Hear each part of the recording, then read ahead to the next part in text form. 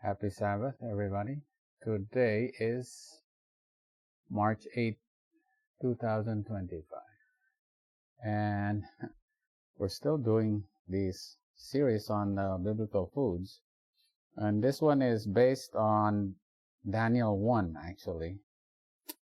And you know what I'm talking about, but it's actually about the foods that defile. Right? So we've always talked about, what kind of foods we should eat and all that.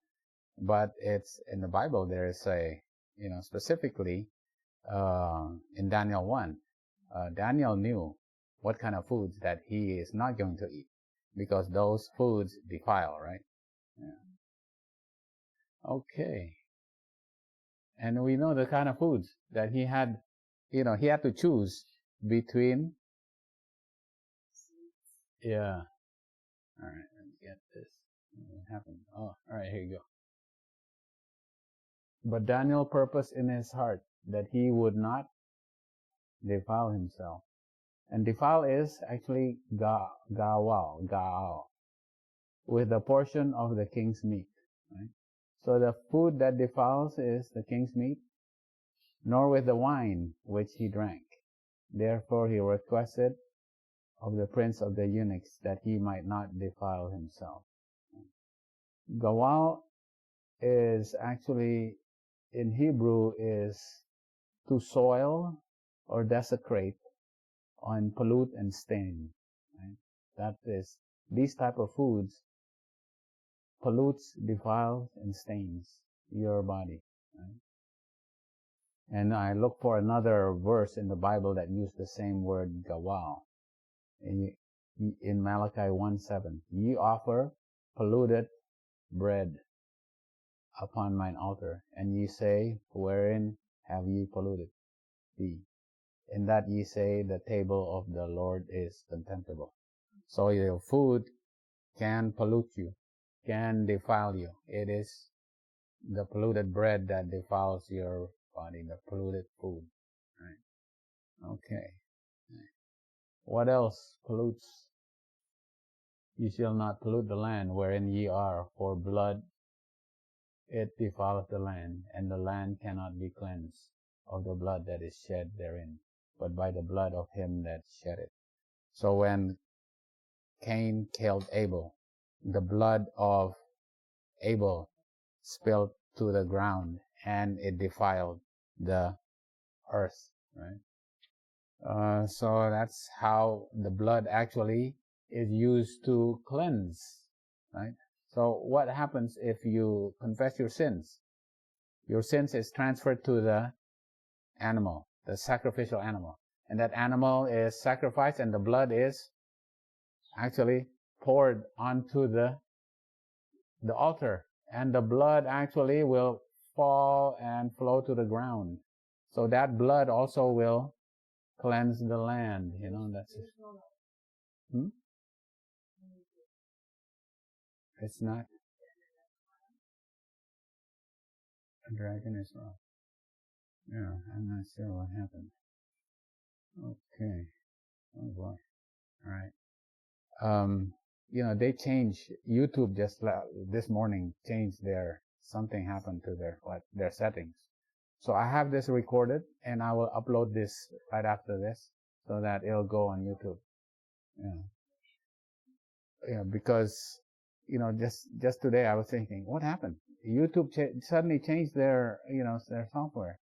Okay. But at least I'll record, this is being recorded and will be uploaded. All right. Okay. And thou shalt take the blood thereof and put it on the horns. Now, this is the blood of the sacrificial animal that you have put your hand on, and now your sin is transferred to that animal.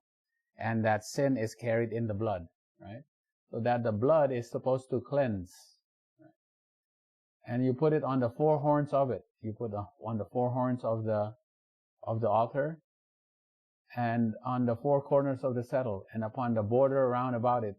Thus shalt thou cleanse and purge it. So you'll cleanse and purge, right?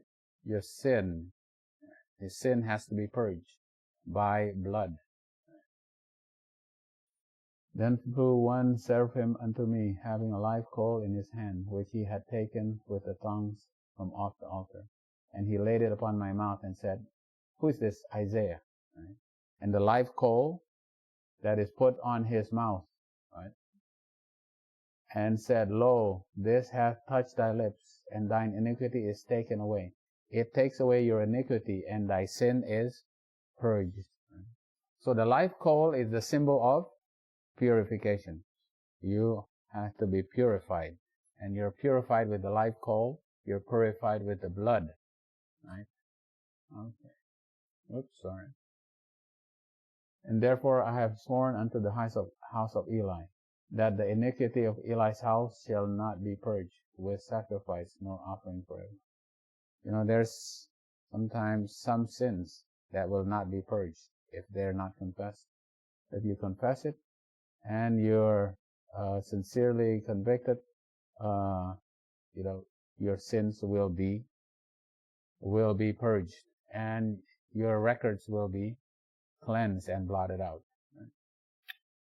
Okay. It is through his grace alone that Satan can be successfully repulsed. Satan tells the young that there is time enough yet, that they may indulge in sin and vice this once and never again. But that one indulgence will poison the whole life. Your indulgence will poison you. Right? Do not once venture on forbidden ground in this perilous day of evil, when allurements to vice and corruption. Right? Your indulgence, your vice and corruption will poison you. Let the earnest, heartfelt cry of the young be raised to heaven. Wherewith shall a young man cleanse his way? How shall he cleanse his way? And may his ears be open and his heart inclined to obey the instruction given in answer, by taking heed, therefore, according to thy word. The only safety for the youth in this age of pollution is to make God their trust. Without divine help, they will be unable to control human passions and appetites. Human passions, appetite, indulgence, right, is what pollutes you. Right? And you have to be cleansed. And the only way to be cleansed is through the Word of God. Right? The Word of God through Jesus.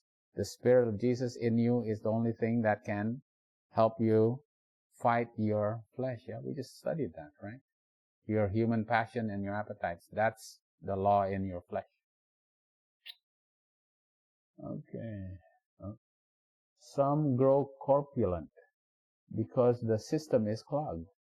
So how does one get cleansed from these foods that defile? Others become thin and feeble because their vital powers are exhausted in disposing of an excess of food. Right?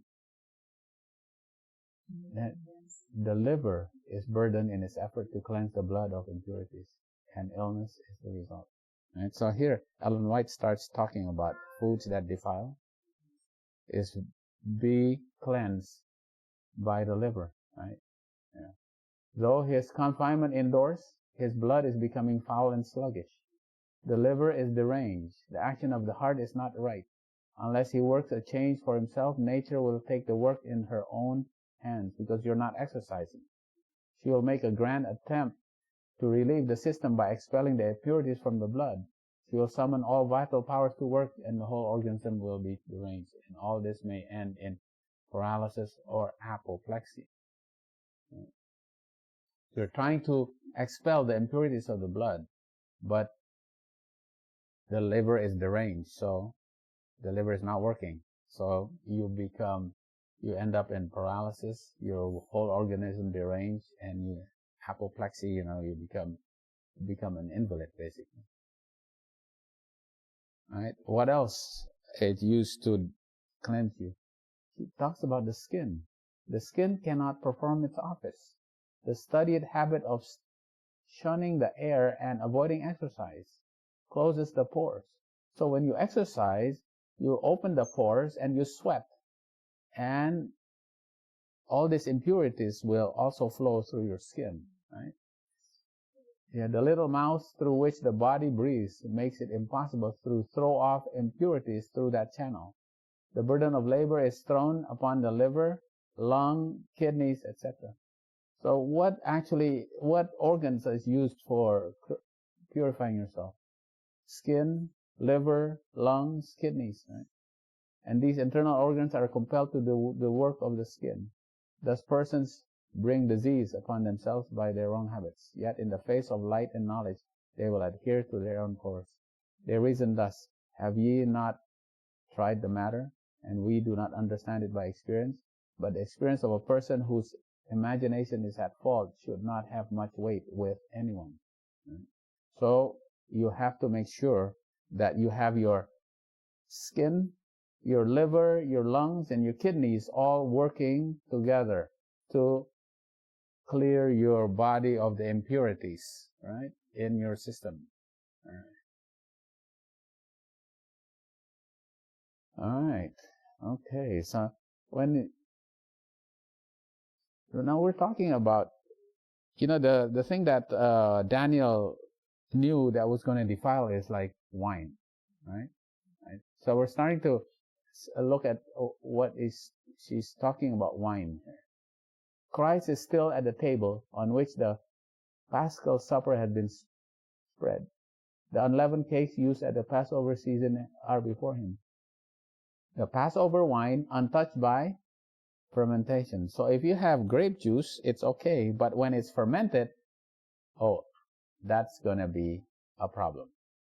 These emblems Christ employs to represent his own unblemished sacrifice. Nothing corrupted by is fermentation. The symbol of sin and death. So fermentation is the symbol of sin and death. Could represent the lamb without blemish and without spot. Right? Fermentation, wine. Wine is good, but if it's fermented, then it becomes a symbol of sin and death. Right? Very explicit was the command prohibiting the use of wine by the mother. Who gave this instruction and to whom? Jesus gave it to who? Manoah and Manoah's wife, who's the parents of Samson, right? Yeah. Every drop of strong drink taken by her to gratify appetites endangers the physical, mental, and moral health of her child. And it's a direct sin against her Creator. Right?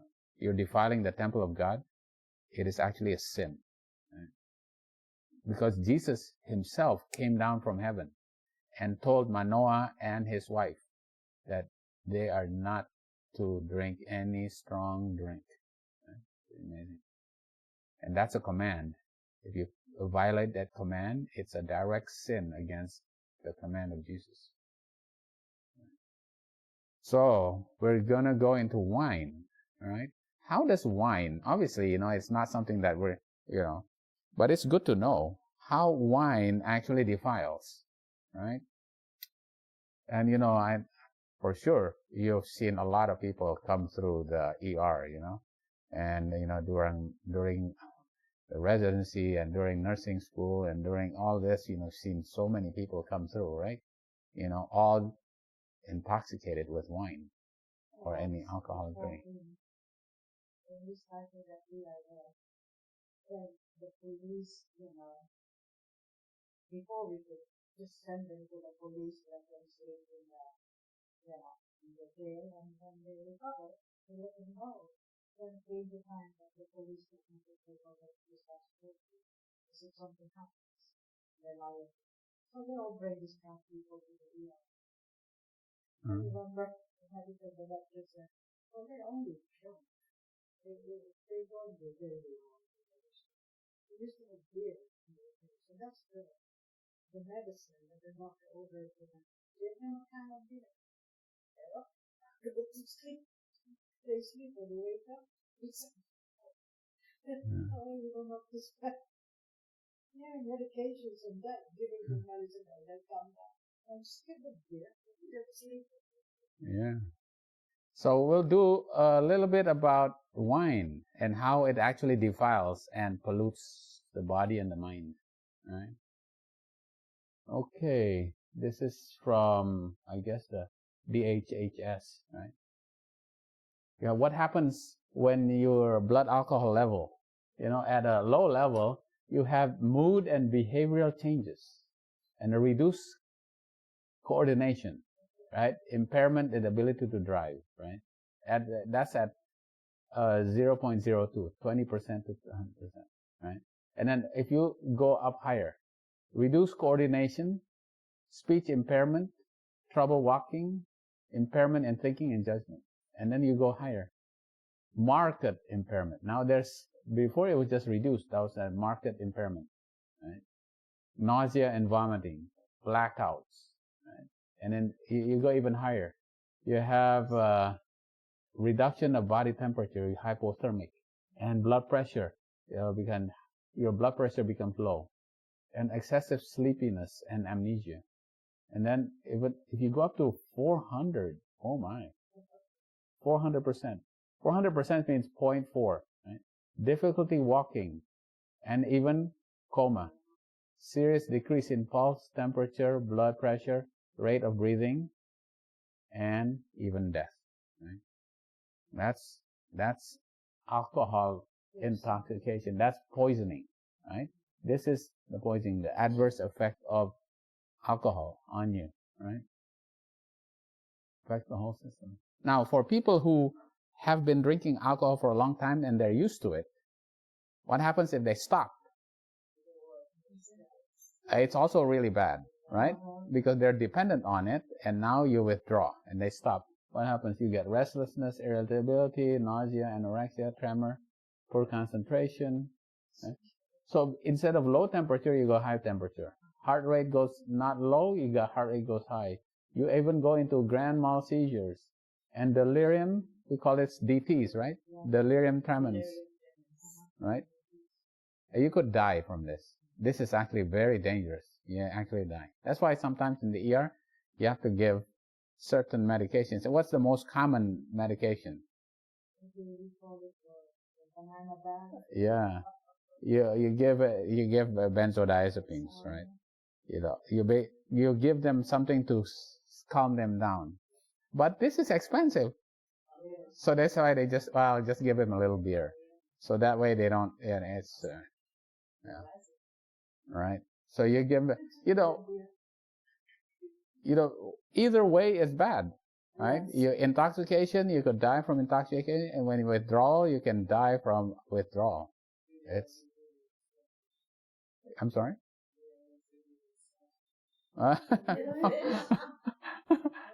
Is it effective? Oh, you know why? That's probably why in the Philippines, the drinker, they have Pollute. They eat something salty. It's salty. When they drink. They salty. Mm-hmm. Probably why they have probably drunk in the Philippines. Yeah.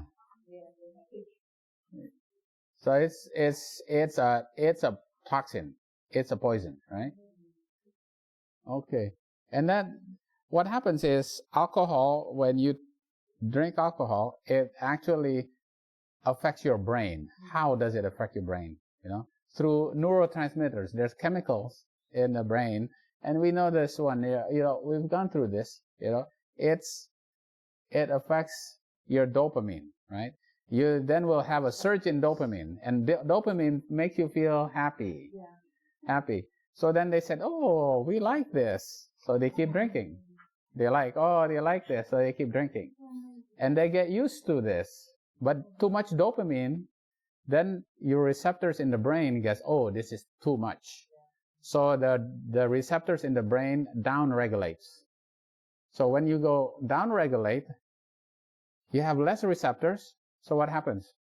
You need more stimulation. So that's how they become drunk. They become addicts. Basically, they become addicted. And when you look at their brains, their dopamine, this is the normal dopamine of a alcoholic here. This is a normal person, an alcoholic, their dopamine receptors are low, right? They become low. It's the same thing who are smokers, right? It's the same thing on those who are cocaine addicts. The same thing of those who are obese, because they're essentially addicted to food. It's the dopamine that keeps them feeling good, and then when their receptors go low, then they want more and more, And it also is associated with GABA, gamma aminobutyric acid, right? It inhibits, right? So it directly inhibits their inhibitions, right? They feel free to do all kinds of things. They feel relaxed. No. Cocaine, alcohol, even food. It causes them to stimulate dopamine in the brain, right? Yeah. And then GABA actually, it makes you less inhibited, right? So suddenly they're very shy, no more shyness, right? Wow, all right.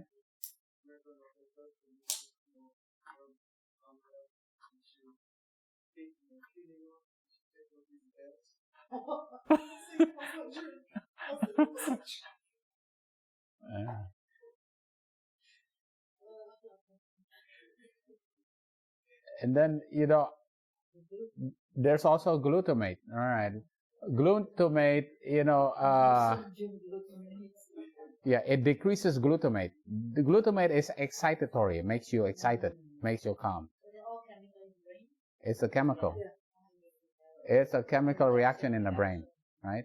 But then, some people, when they're inhibited, these receptors become inhibited, they become really excited. So some people, they kind of fall asleep, but some people, they get really rowdy, right, when they're drunk. So it depends. A lot of people are very different.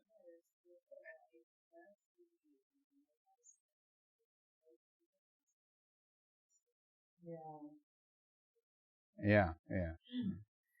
And, obviously here, how much does it take? It's one drink, right? This is zero drink. Obviously, your level is going to be zero. The only safe limit for driving is zero drinks, right?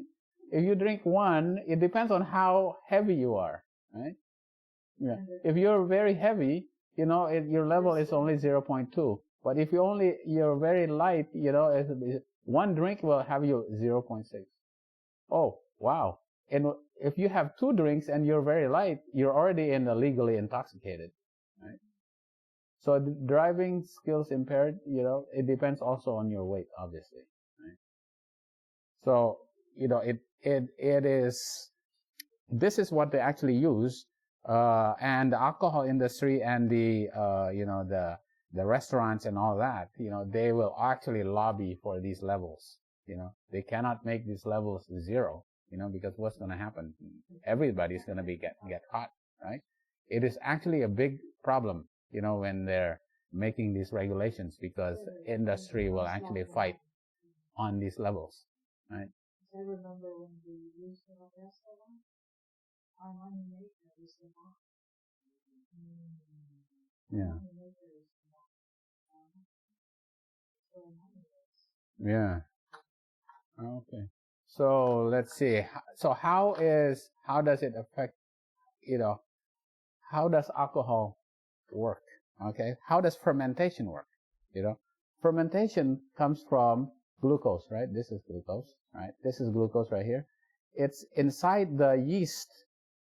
It's inside the yeast cells. There's enzymes in the yeast cells that turns glucose into pyruvate, acetaldehyde, and eventually to ethanol, which is alcohol. Ethanol is alcohol, all right? And there's this enzyme that is very important. It's called alcohol dehydrogenase, right? This will convert, everything eventually to ethanol in the yeast, yeah? And, obviously it's in the, during the distillation, right? When you're distilling it, this happens there, right? So then you get alcohol, right? In the distilling. But you have to have the yeast, and you turn glucose into ethanol, right? And in the process, you make what? Carbon dioxide. Yeah, that's why it's right. Okay, so when you make ethanol, right? This is what you make wine and beer and all that. But also, this process happens naturally in fruits. Fruits have glucose, and eventually the glucose gets fermented. And so if you have overripe fruits, you can even get as high as 4% alcohol in overripe fruits, right? It's actually natural. It happens naturally. What happens when you bake bread and you have put yeast in the bread? Obviously you have the CO2. Yeah, the gas will cause the food. Yeah, that's why you get these bubbles, right? That's why bread rises. So bread actually has alcohol in it. People go, oh, what? What happened? Yeah. So when you think about fermentation, is it the fermentation that is bad? Because fermentation actually happens natural product. It's what actually is made, when you pervert these systems and use it to get alcohol that you drink in excess. It is what is bad. Because fermentation actually naturally happens. So when you eat a lot of fiber, and the fiber goes into your intestines, and the fiber is fermented to become short-chain fatty acids and becomes butyrate, that is the food for your intestines, right? So fermentation is actually needed in your whole body, It's basically if you pervert the use of that fermentation to become drunk or to drink alcohol, that is the bad thing, right? So specifically saying that fermentation is bad, I think it's a little bit, not seeing the entire picture, right? Yeah, because fermentation. So the problem is that people obviously drink, right? Yeah. And then they drink the alcohol that is made through this distillation process, right? And it's a poison. It's a toxin, right? And how does the body take care of it mostly? What detoxifies, where is it detoxified? Yeah, obviously in your liver, right? Yeah. So it's detoxified by alcohol dehydrogenase, right? It goes from acetaldehyde to ethanol. But when you drink and it goes into your liver, the ethanol is turned back to acetaldehyde with the same enzyme. The same enzyme in your liver turns ethanol back to acetaldehyde. So ethanol is no longer, it's changed into acetaldehyde. The problem is that acetaldehyde is also a poison. It's also toxic, right? It's not as toxic, but it's also can be toxic, right? So what actually happens in your body, right? How is your liver damaged because of alcohol, right? Alcohol, it actually causes inflammation, right? Inflammation causes, right, hepatic inflammation. You get hepatitis. Hepatitis, the liver becomes inflamed, right? And then you have fibrosis. It starts to scar, right? And then you get cirrhosis, and it becomes like a hard and shriveled up. And then eventually you have liver failure. Why? Because of inflammation. This is pretty amazing. Everything is caused by inflammation, right? Because when the liver is trying to protect itself, right, it produces, the alcohol metabolism produces reactive oxygen species, right? And then this reactive oxygen species uses up all your antioxidants that's in your liver, such that you run out of antioxidants. And then it cannot protect itself and starts developing liver failure. So you run out of antioxidants, right? So, you need, that's why if we're eating naturally, even the foods, like if we eat a overripe banana, does it damage our liver? There's some alcohol, but does it damage? No, it's not sufficiently high, but also we have a lot of antioxidants in that type of food that will protect us, right? It will protect the liver. So, you come back always to inflammation. Right? All right. So the thing about it is acetaldehyde. Remember, alcohol is turned into acetaldehyde. The problem is that acetaldehyde can be carcinogenic. It actually can cause cancer, right? Because there's a lot of oxidative stress that's associated with it. Acetaldehyde is a category 1 human carcinogen.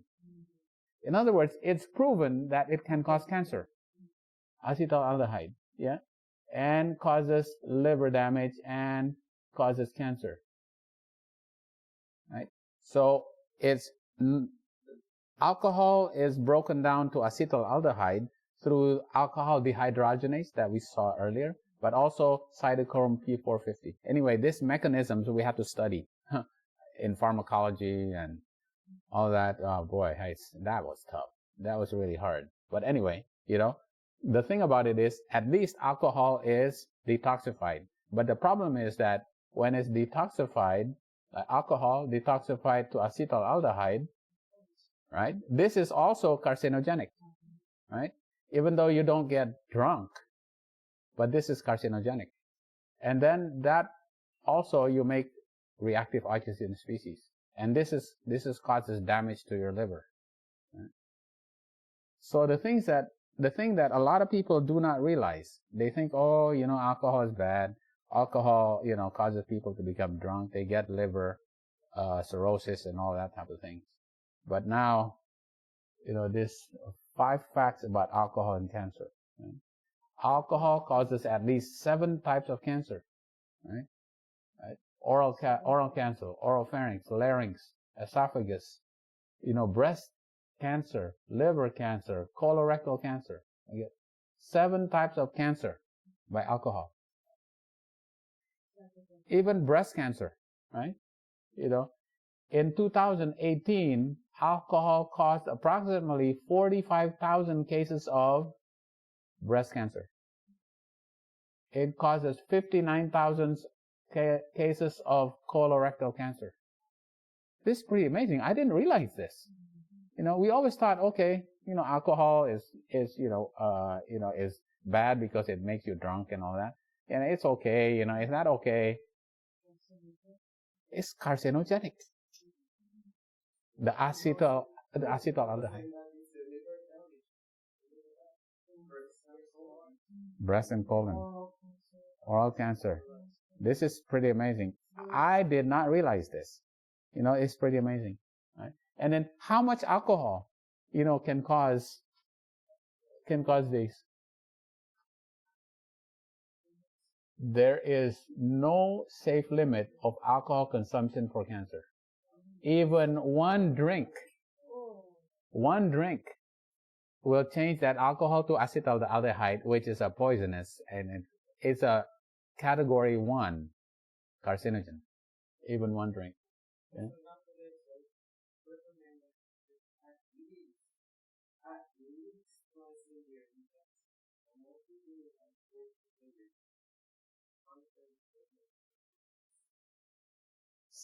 See, the thing is, what happens and people who drink, what do they also do? They smoke. Yeah. So when they drink and smoke, they have a 5 times as higher risk. Oh, yeah. For people with heavy drinking pattern, the risk is up to 30 times higher if they smoke and drink. 30 times higher. Yeah.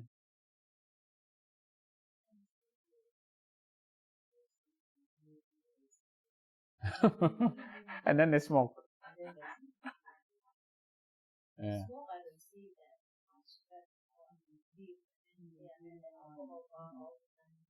Right. Yeah. Cancer due to alcohol consumption is completely preventable, obviously. Right? Yeah. So, that's why wine is, you say wine, it defiles you. It says, okay, it makes you drunk. All right. Yeah. It actually causes cancer. Yeah. It's something that I think we learned this, this is one of the things that, I hope we get out of this presentation is that,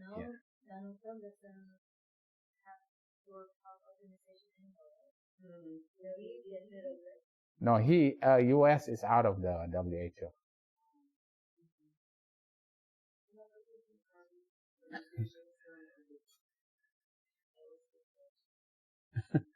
Yeah. Yeah.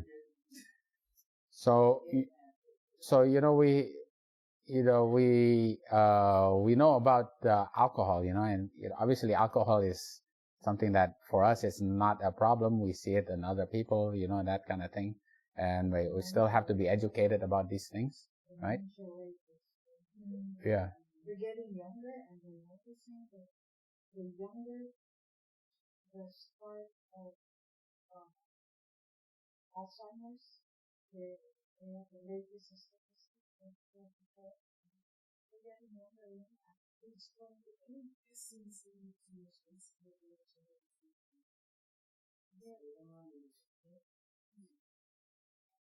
Yeah. 20s, early 30s. And then, obviously we know the food that defiles is the wine, right? Yeah. So we did a little bit of the wine. There's a lot more about it, but obviously, but then what else also defiles? The king's meat, right? It's the king's meat, right? So I basically what I did was I just compiled all the things that we studied about meat and the toxins in the meat, right? We've done a lot of several of these studies, and we've done many of the toxins. So I'm just compiling it here. So you'll see this in something, for the things that we've already studied before, just to compile it in one place. Because how does meat defile and pollute you, right? I say, okay, I'm not going to go into the saturated fat and cholesterol. Yeah, that. Because that's also in plants, right? Yeah. But what other things that is in meat, right? Heterocyclic amines. Yeah. Now, how do you get heterocyclic amines? Heterocyclic amines is actually from creatine or creatinine, which is in muscle, right? That's in your muscle. And when in your muscle, that's creatine, right? Creatine. When you heat muscle and you have sugar and protein, right? So you heat muscle and then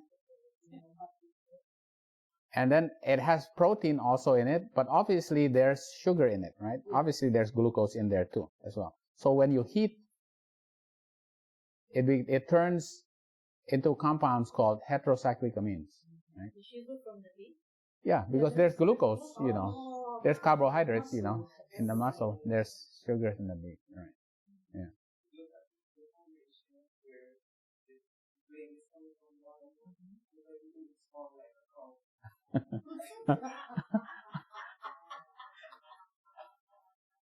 Oh, yes. The one below. Oh, yeah. Yeah. The Filipinos are very good at that. They barbecue, they marinate it with soy sauce and brown sugar and all the spices, and then they soak it. Yummy. And then they marinate. And then they put it in the barbecue grill, and then Korean ribs. I used to like it. What do you call that Korean bagyogi? Bulgogi? Yeah. Yeah. So the issue is that it's the muscle. Plants do not have muscles, right? It's the creatine. When you heat it in the presence of protein, amino acids, and glucose, it turns into heterocyclic amines. So, anything that has muscles, you name it. Chicken, fish, everything, right, that you heat up, right, will turn into compounds called heterocyclic amines. And they've known this for a long time, even going back to 2000, that it causes 31 different types of cancer. Heterocyclic amines, right? breast, colon, rectum, esophagus, gastric, larynx, lung, non-Hodgkin's lymphoma, prostate. Heterocyclic amines causes cancer, right? Yeah, this. And we've known this. I've gone through this many times. In 1975, the WHO already have 22 experts come together, and they found that processed meat, right, is a group 1 carcinogen, right? What does it mean to be group 1 carcinogen? There is no doubt. All the studies prove that it does cause cancer, right? There's no, probable or possible or, there's a correlation. No. It causes cancer. Processed meat, right? And then what is processed meats? Anything that is salted, cured, fermented, smoked, all the meats, right? The one before? Right. Eating processed meat causes colorectal cancer. It is not, it is a category 1, right?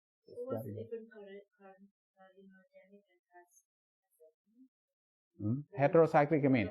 Heterocyclic amine is the chemical. When in the muscle you have like creatine, there's in the muscle. When you heat that up, it turns into heterocyclic amine. Carcinogenic means it causes cancer. So after that, another form coming to make cancer. No, that causes cancer. It causes damage to your chromosomes, to your DNA. That heterocyclic amines is carcinogenic, means it causes cancer. Carcinogenic means it causes cancer. Yeah. So heterocyclic amine is made by muscle that is heated. It makes heterocyclic amine. That's the name of the chemical, right? And then they already know that in 1975 they said all these foods, hot dogs, ham, sausages, corned beef, biltong, beef jerky, canned meat, meat-based products, sauces. Yeah, and these are the, what do you call this? Tribe, right? Yeah. Everything that is salted, cured, fermented, or smoked, right? That's processed. Even the salted fish. Salted fish. Salted fish is a carcinogen. It's pretty amazing, And then what about red meat? Right? Red meat, they call it probable, right? It's probable carcinogen. Because to be able to prove it, you have to have so many, like thousands of studies, right? The thing is, if you cook, you have to cook it up. Yeah. When you cook that, then out comes heterocyclic amines. You cannot eat that like that. So yeah. You have to cook it. Yeah. When you cook it, out comes that. Heterocyclic amines, right? Yeah. I wonder how about if they boil it? Maybe once you cook it. Yeah. When you heat it. It's heated. Yeah. Yeah. But the worst is actually barbecuing, because barbecuing has the highest heat. The higher the heat, the worse. So barbecuing is actually the worst. Yeah. The issue is that, to call something group 1, you don't have to have as many, within just, let's say 100, you already proven that it's carcinogenic. But, for like meat, there's so many different things in meat that you have to have thousands and thousands of studies. So right now it's still called probable. But if they actually did much more studies, they probably will eventually call it, statement. Yeah, smoking also. Yeah. But barbecue is the worst because it's the temperature. Right? Yeah, there's positive associations, right? So this is a carcinogenic to human, right? This is for sure, right? is for sure causes cancer. Yeah, processed meat, hot dog, lunch meats, for your sandwiches, everything is that's carcinogenic. It is. Is it the same? It's in the same class as smoking tobacco and plutonium. Plutonium is a group 1 because there's no doubt that it causes. Obviously, in varying degrees, you have to eat a lot more, right? But it's the fact that it for sure is a group 1.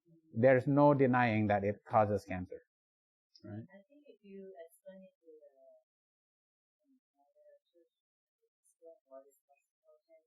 it's like me, I don't know anything. So, yeah. Yeah. You are in medical field. So, yeah. Yeah, when you say class 1, that's right around that class. I mean, it really costs. Class 1 is that they don't have to have as many studies, it's already proven. But class 2, well, they haven't completely, because they have to have so many studies, a lot more studies to actually prove it. To prove that it's carcinogenic, prove that it actually causes cancer. So there's levels of it, right? Okay. All right. Okay. All right. We'll get another one. We got heterocyclic amine. Now we have TMAO. Trimethylamine and oxides. All right. TMAO. Yeah. So they were doing this study. They said, let's find out what type of chemicals in the body is associated with heart disease, and they just decided to do a test, and they found out TMAO. So they go, what is TMAO? Why is it so associated? It's not cholesterol, it's not saturated fat, it's not LDL, it's TMAO. Okay, what is TMAO? So they look at TMAO. All right. In Google, they don't mention anything about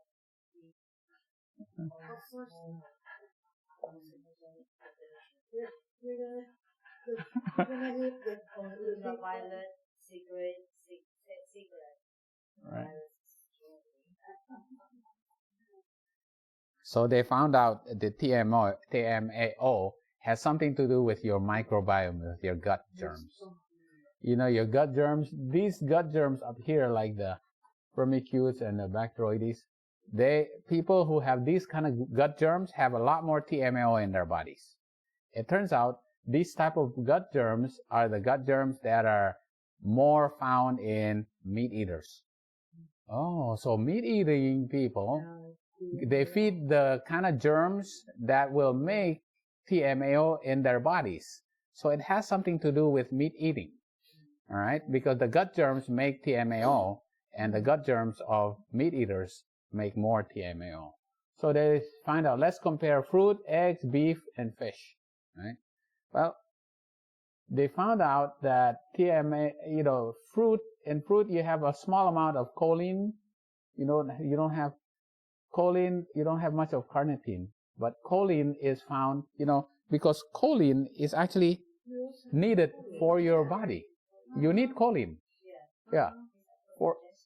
For your brain. Acetylcholine. For your transmitter in your nerves, right? You need it, right? So you do get it from vegetables also. But, there's a lot of it in eggs.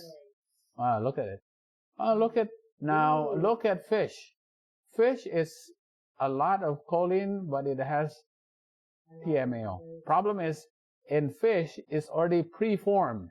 TMAO is already preformed in fish. Right? TMAO is already preformed. In beef, in eggs, you have a lot of choline. In beef, you have a lot of choline. So in fruits, you have a little bit of choline, but in animal products, you have a very high. It's like hundreds of times, like 100 times more choline, right? 50 to 100 times as more choline. And in fish, you already have formed TMAO. It's already there. You don't have to make it anymore, right? Okay, this is what it looks like. In the TMAO that is in fish, it's already very high. Compared to the others, kind of low.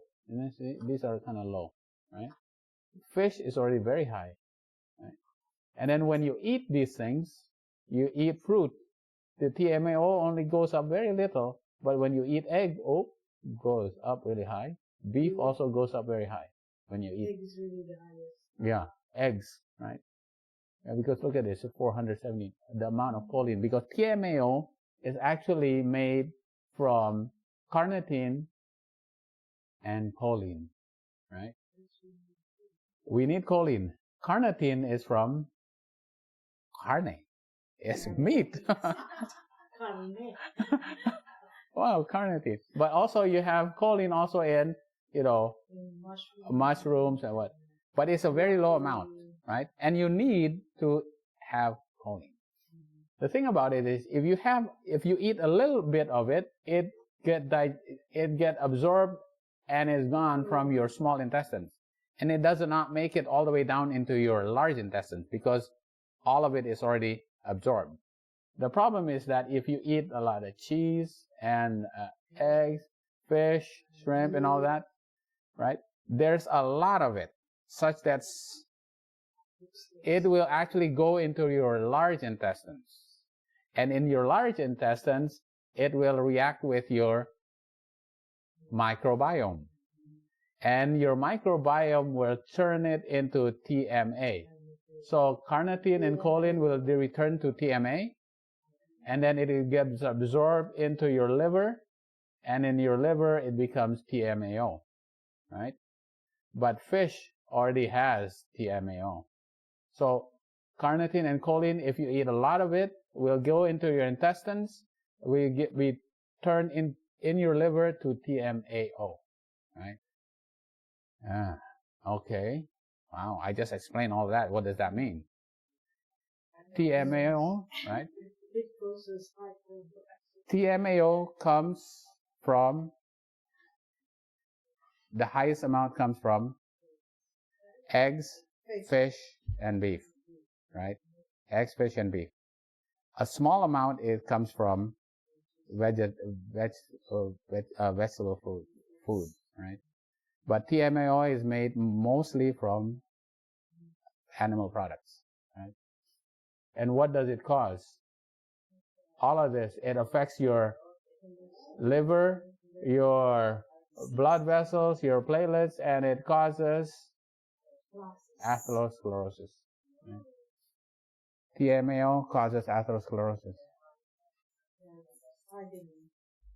Hardening of artery. So it's not all about cholesterol or saturated fat. It's also TMAO. There's actually chemicals that is in beef and chicken and eggs that get turned into TMAO by the body when you eat a lot of it, right? So TMAO is also, right? Yeah. Okay, what else? I'm just accumulating. PFAS, remember PFAS? We did this last week. PFAS, right? PFAS. What is PFAS? It's from plastics, right? Yeah. Yeah, it's microplastics that is eventually gets broken down to nanoplastics that can get into your placenta, can get into your brain. It actually goes through your blood-brain barrier and get into your brain. That's when it is in nanoplastic sizes, right? Microplastic, it just breaks down, right? But it's not just the plastic, it's the chemicals in the plastic, right? So what's the chemical, what is the chemical called PFAS? Perfluoroalkyl substances. Polyfluoroalkyl substances, PFAS, right? It was created in the 1950s, right? It is made out of carbon and fluorine. Carbon and fluorine has the strongest bond in biochemistry. It is so strong that you cannot degrade it with heat, freezing, acid. Yeah, it stays that it does not degrade. Right? That's why it's very good to make Scotchgard, because it prevents your clothing and your seats of your cars from being degraded. Right? It protects your wet and everything. And it's also made into Teflon, right? Non-stick. Fluorine. Yeah, it's a little different, when you lose the electrons, fluorine and fluoride. Right? It's the same, but as the fluoride, the toothpaste and the water. Yeah. So the carbon and the fluorine, this PFAS is made into Teflon. But they found out this PFAS is actually, well, it's not good for you. So now all the companies are no longer using Teflon. Right? Since around 2015, they're no longer using Teflon. The issue is that even though the companies are not using any Teflon, they still find it in high degree in human serum, groundwater, fish, birds, and marine animals. Why? Because this does not break down. Yeah. Right? It does not break down. It's the carbon and the fluorine is so strong, it does not break down. Right? And it's called the forever chemical. It stays in the environment forever. It just stays there.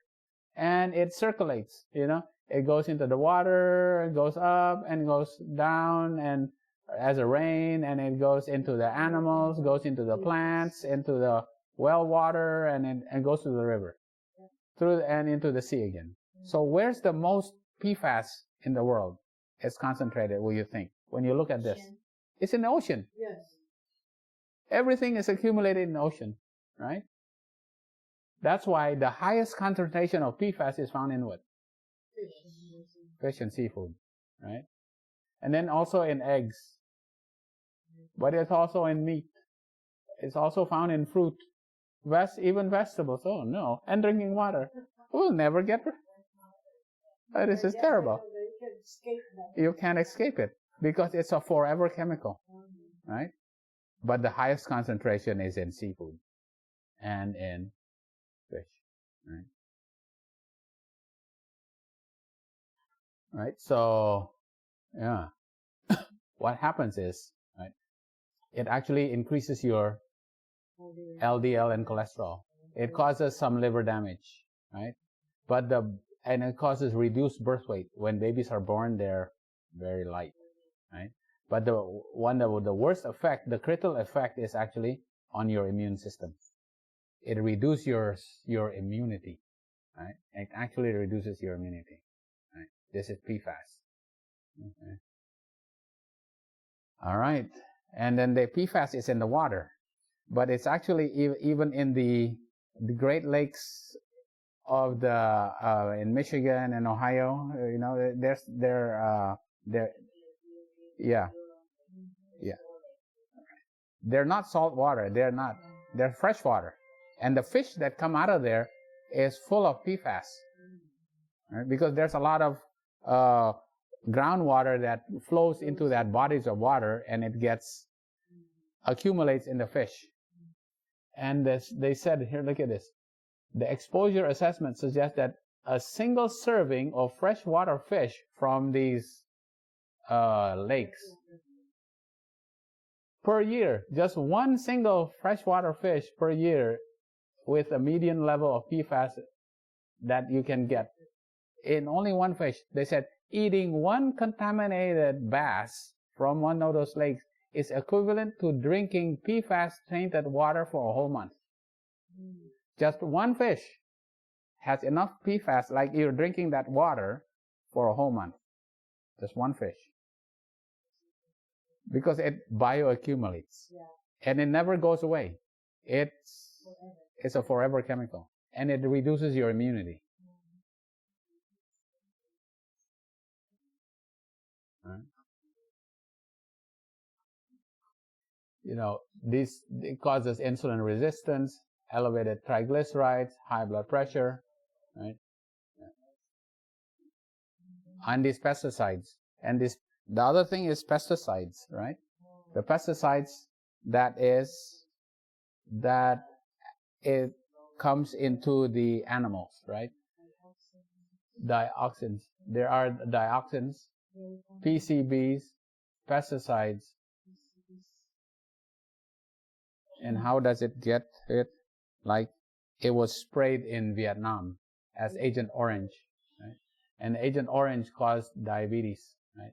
People have to use more diabetes medicine. They get diabetes earlier, right? The adverse effect of dioxin exposure and diabetes, they found out though the airmen that dropping Agent Orange had a lot more diabetes than those who were there at the same time but were not dropping dioxin. And it accumulates in the animals, right? And the highest accumulation is actually in eggs, because the chicken just eats everything and it accumulates in their eggs.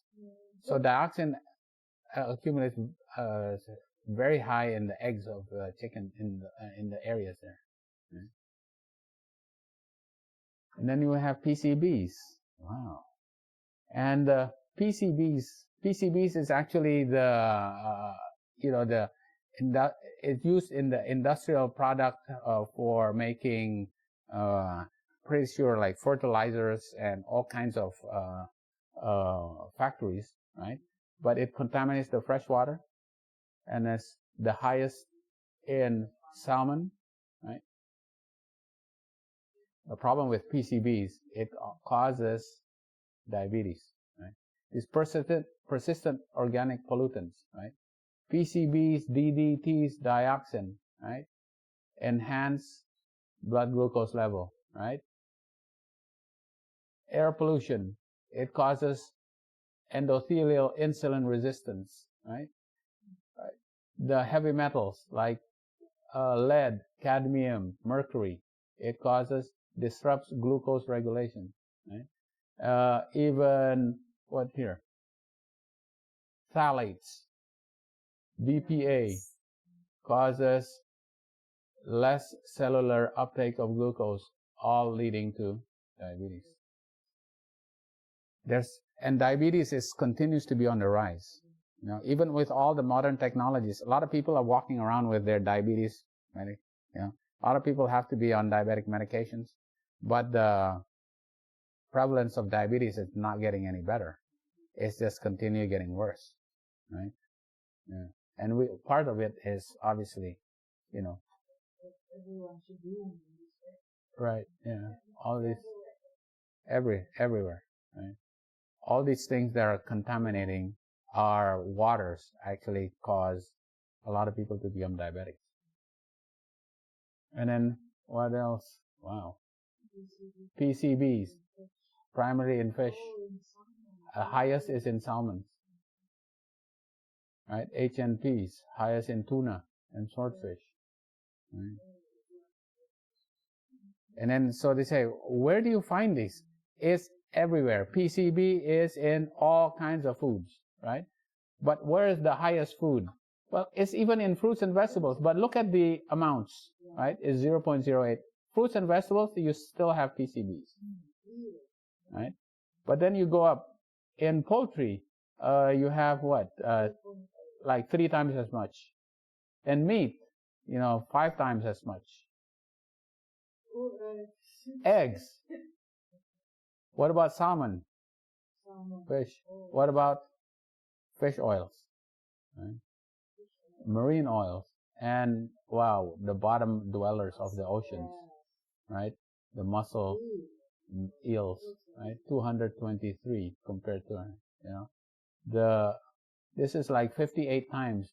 PCBs, people worried, oh, wow, I'm worried about the pesticide that's on my fruits and vegetables. Wait a minute. You can wash some of that off, but look at what about your meat?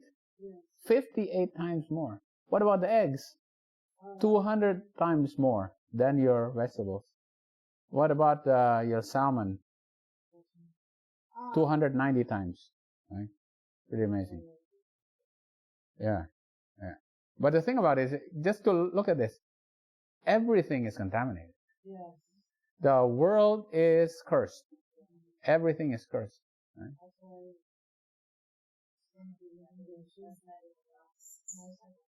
So the thing about it is that when you think about it is, you still eat, the microplastics, you still get PCBs in your vegetables and fruits.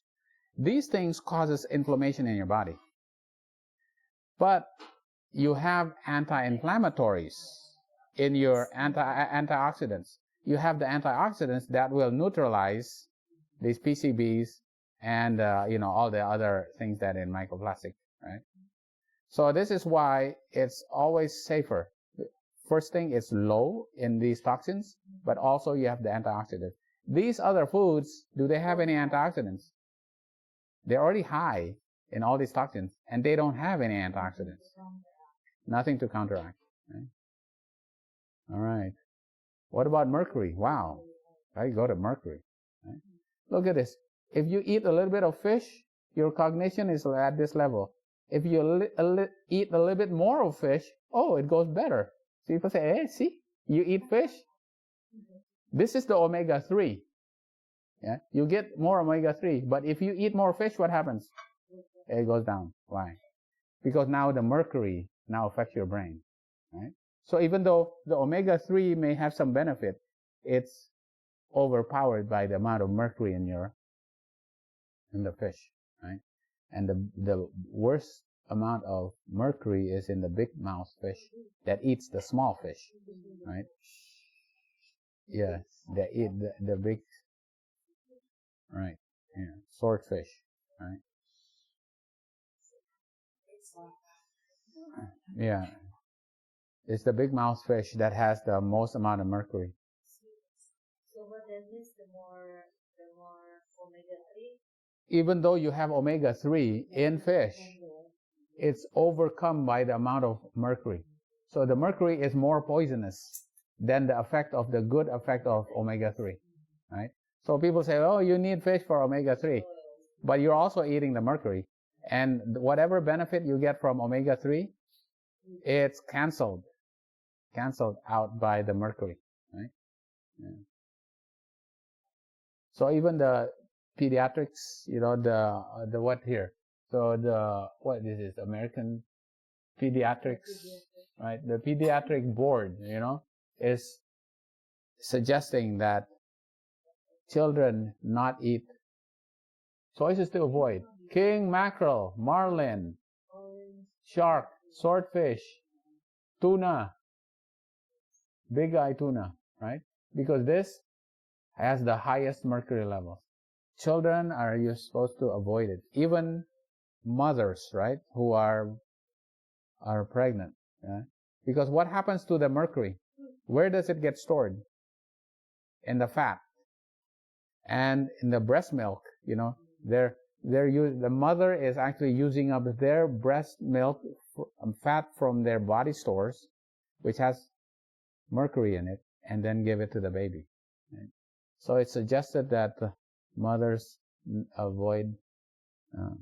Okay, this is the last one. There's so many things. Wow, I'm like, this is terrible. Our earth is cursed, right? Because of the sins of humanity. They found that valsartan, right, is made in China, is contaminated with NDMA, right? NDMA. It's a blood pressure medicine used by so many people, valsartan, and in America it's sold as Diovan. Yeah. It's blood pressure medicine. Yeah. In 2018, they found out that the manufacturer in China it was contaminated with NDMA. Right? Wow. They go, oh, this is bad. And NDMA, right? Okay, hold on. I should go. Okay, what is NDMA? All right.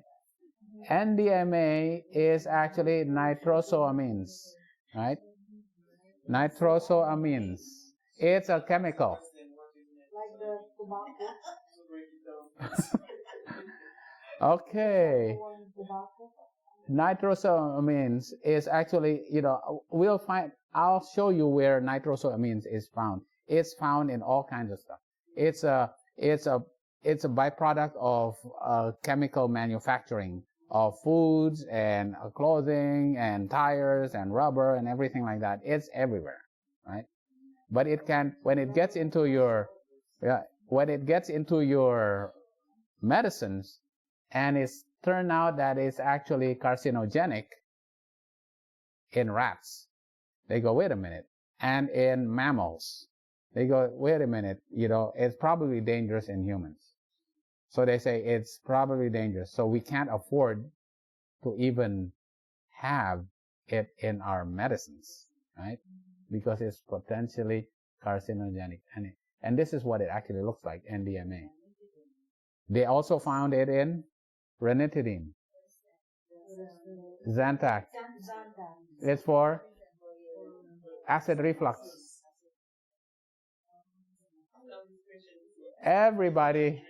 Pretty much everybody uses Zantac, right? So they go, okay, they found out Zantac has it, ranitidine. So they go, okay, right? How much is in Zantac? So they go, how much NDMA? Because NDMA is everywhere. So they said you should not eat more than 0.096 micrograms per day, right? They have a limit, it should be less, right? The problem is that ranitidine has more of it in one pill, right? Like, for example, not all of the brands have the same. For example, this brand has 2.85. Well, obviously a lot more than 0. Yeah. This is a lot. 2.85 is a lot than 0.096. 0.32. 0.86, a lot more than 0.32, right? But this brand is not as much. For something in the manufacturing, this got contaminated, right? Okay. Well, I gotta go back. This is the punchline is right here. Through our testing so far, we have found levels of NDMA in ranitidine, these medicines, right, that are similar to the levels you expect to be exposed if you ate common foods like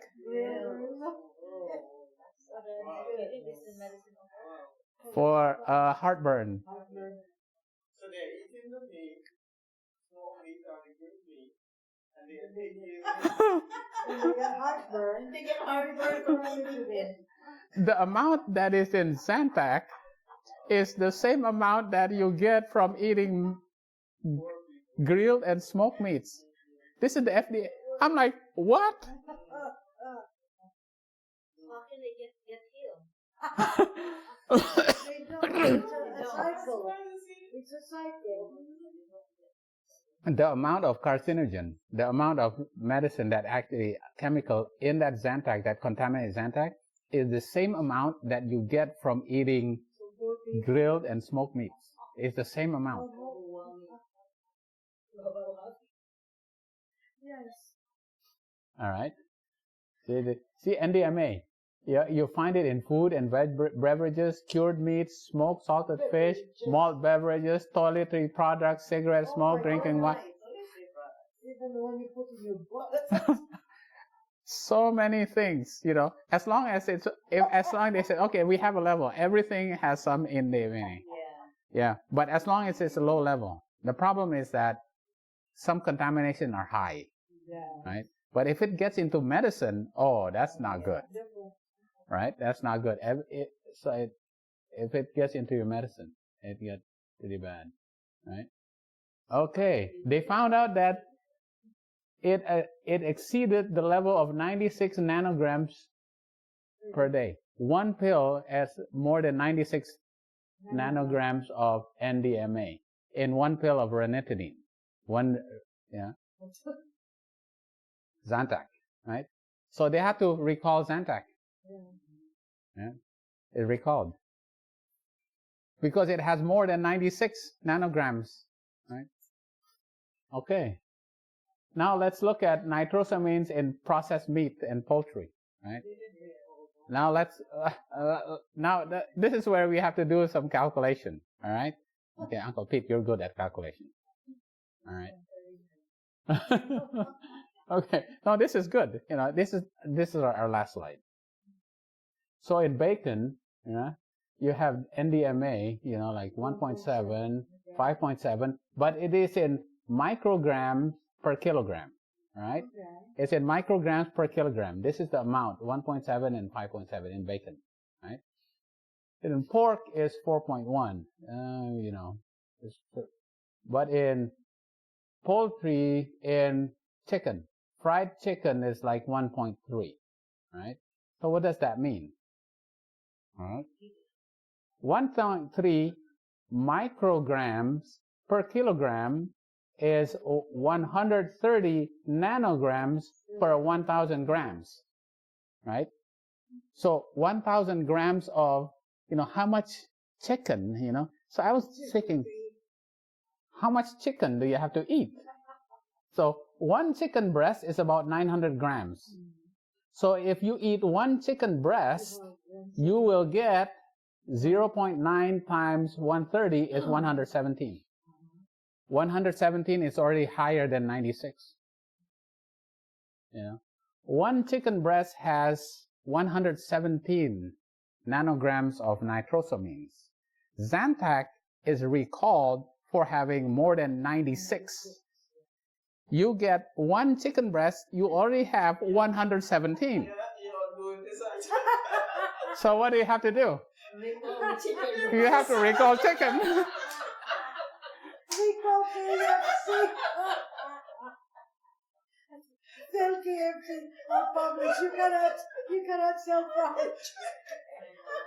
They recall Zantac for having 96. They recall Zantac for having 96, but they did not recall KFC. You buy one whole box. Manufacturers Zantac just need to say, listen, they recall this, but look at this comparison. Isn't it crazy? It is.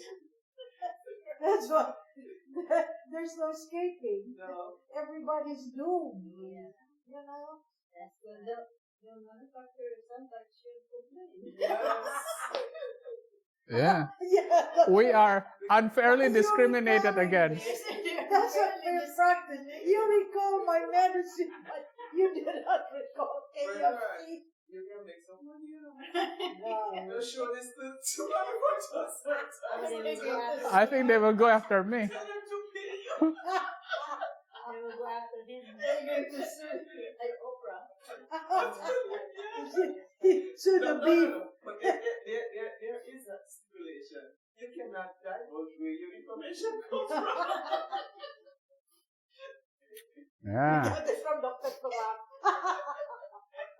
Infectious disease. Gonna be like Oprah. You saw the beef. The beef people. Oprah loves to eat. I know. She already, interview one of the plant-based doctors. But that's not converted. No. Because it's not spiritual. Yeah. So, this was a very fun project for me to do this last week. I was, wow, this is amazing. Yeah, this is, yeah. Oh no, this is very good information, right? This is very good information. But you know what? They're not spiritual, so they might not people put two and two together. But then even if you upload this, people said, well, I like my KFC fried chicken. They always say that. Yeah, that's true. I like my eggs. They don't care, They don't care, Yeah. Wow. Oh, yeah. Adventists still love to eat meat. What is it? What happened to Adventists still eating meat? So you can't even do the work Exactly.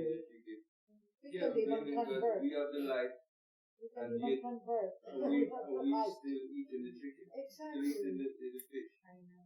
So what these people they need to tell them this then you have to say compassion in them because we are the light and we're not doing that. Exactly. We still indulge in flesh food. 90% of our Adventists are not are flesh people. Unfortunately. Yeah. When we go to Adventist church, there was our nation church and in St. Peter and there was maybe at the time it was about 2 Presbyterians there. James and Out of how many? in their church about 300 members. Oh. They 2 people that I know, James and Francis. We're the only 2 Presbyterians then. It's just like they have potluck over there in that church. Yeah. And that Susan told me a big song. Big song. They put it in there. So guess what? All the people in there have the song. Yeah. So, to wrap this up, we have to be like Daniel, Yeah. right? We have to purpose in our hearts that we would not defile ourselves with meat and wine, right?